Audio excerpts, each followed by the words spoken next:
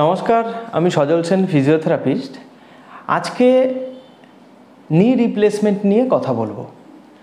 অনেকেই কিন্তু ভয় পান যে নি রিপ্লেসমেন্ট করার পর আদৌ কি পা ঠিক হবে, এই হাঁটু কি আমি ভাঁজ করতে পারবো আগের মতো, বা সব কাজ করতে পারবো কি না। আপনাদেরকে জানিয়ে রাখি যে নি রিপ্লেসমেন্ট একটি সফল প্রতিস্থাপন সার্জারি, অর্থাৎ এর পার্সেন্টেজ অনেক হাই।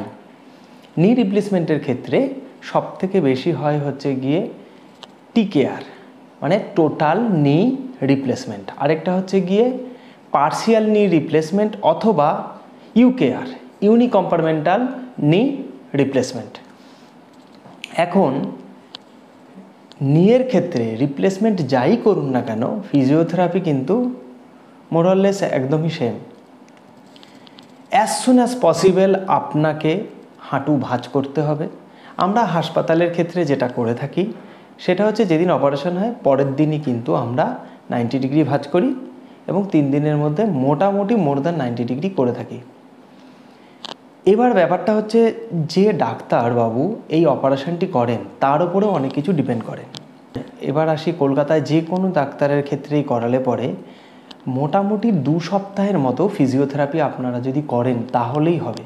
3 মাস করা সেইভাবে কোনো দরকার পড়ে না। আমি এখন যদি মনে করি যে আপনাদের সব ঘুরিয়ে ঘুরিয়ে দেখাবো, যতগুলো হাঁটু অপারেশন হয়েছে তাদের দেখাবো, তাহলে অনেক টাইম লেগে যাবে। আমি মাত্র 2-4 জনেরই দেখাবো যাতে টাইমটা কম লাগে। আর অপারেশনের কিছু স্টিল পিকচার দেখাবো, courtesy by doctor Ranadip Haldar. উনি যে অপারেশনগুলো করেছেন সে অপারেশনে আমার কাছে ভিডিও আছে।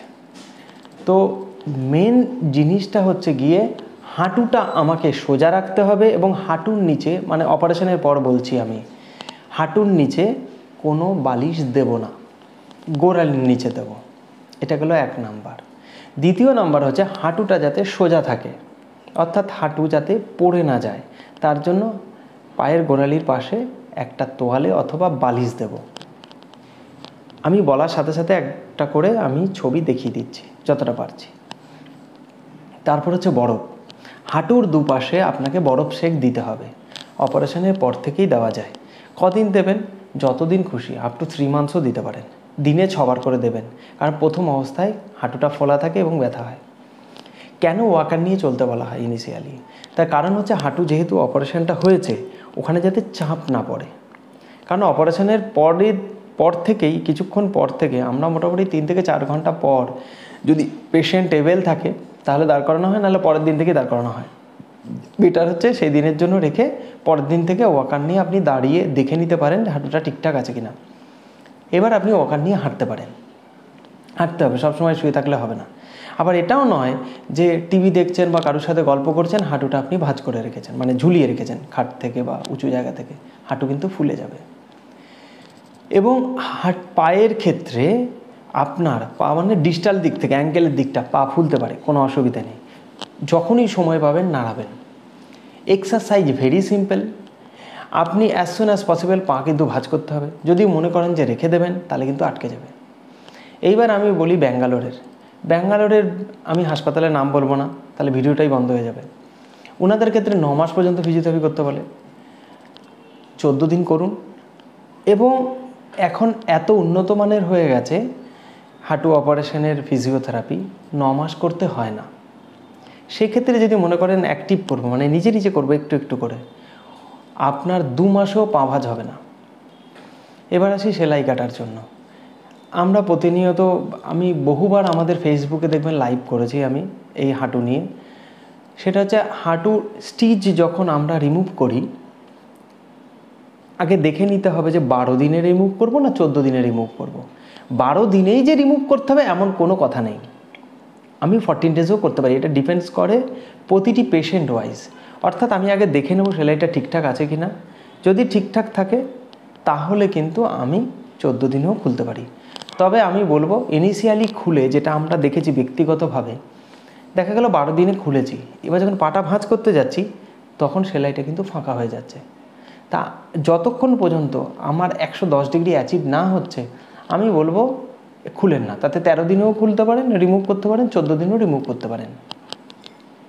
আমি রিমুভের কিছু পিকচার এখানে দেখিয়ে দিচ্ছি।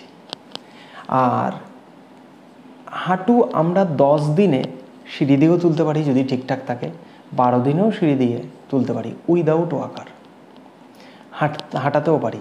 তবে যদি হেলদি হয় তাহলে আমি বলবো অন্ততপক্ষে 2 সপ্তাহ ওয়াকার নিয়ে চলুক, তাহলে হাঁটুতে চাপ পড়বে না।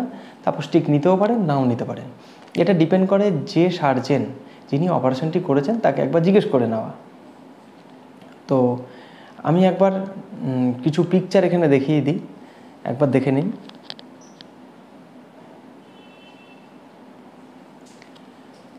এবার আসি, আমি খুব দীর্ঘায়িত করব না আমার এই ভিডিওটি, আমি একজনের সাক্ষাৎকার নিচ্ছি, আপনারা একটুখানি। নমস্কার, আমি সজল সেন, ফিজিওথেরাপিস্ট।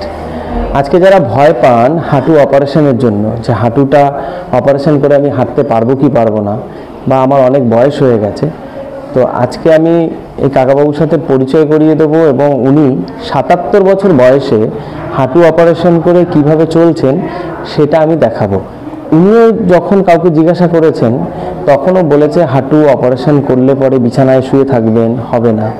কিন্তু আমরা দেখেছি হাঁটু অপারেশনের ক্ষেত্রে যদি অপারেশন করে আসেন, ঠিকঠাক ফিজিওথেরাপি না করেন, তাহলে কিন্তু হাঁটুর অপারেশনে সত্যি করেই খারাপ অবস্থা থাকে। আদারওয়াইজ হাঁটু অপারেশনের ক্ষেত্রে আমরা কখনো দেখিনি অ্যাজ এ ফিজিওথেরাপিস্ট হিসেবে যে কারুর হাঁটু অপারেশন করে খুব খারাপ। হ্যাঁ, আমাকেও বলেছিলেন অনেকে যে হাঁটু অপারেশন করলে আপনি আর দাঁড়াতে পারবেন না। কিন্তু আজ আমি এই বয়সে হাঁটাচলা করছি, ওয়াকার ছাড়াই হাঁটাচলা করছি বাড়ির মধ্যে। হ্যাঁ, কদিন হলো আজকে? আজকে হলো 18 দিন।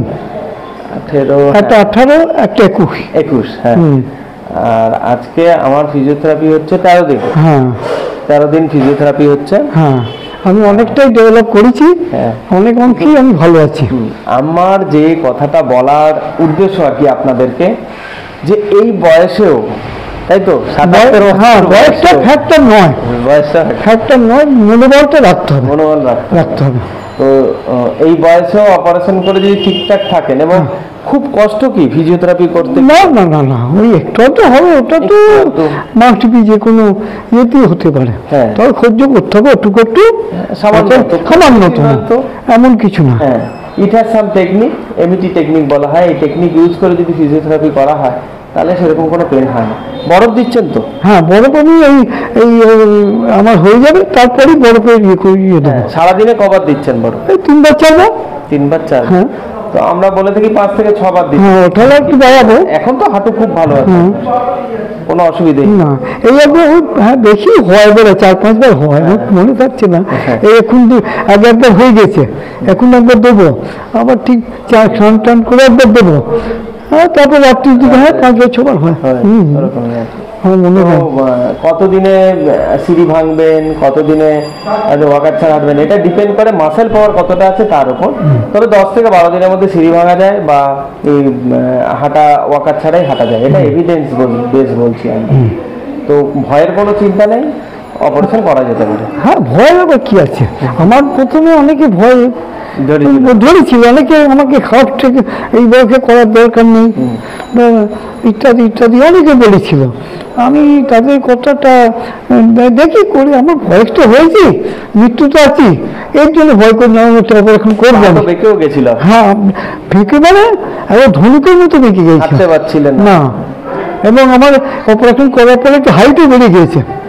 হ্যাঁ, কারণ পাটা খুঁজে গেছে, পাটা এমনি হয়ে গেছিল ধনুকের মতো, একটা একটি এত একদিন।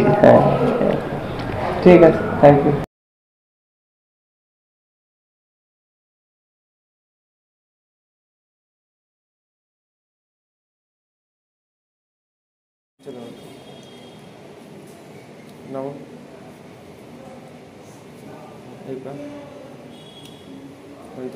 আচ্ছা, এবার বুঝতেই পারলেন যে আমরা যদি 2 সপ্তাহ করি তার বেশি ফিজিওথেরাপি করার দরকার পড়ে না। সেইভাবে আমরা 3 উইক্সের বেশি ফিজিওথেরাপি করতে চাই না কারুর, তাতেই কিন্তু ঠিকঠাক হয়ে যায়।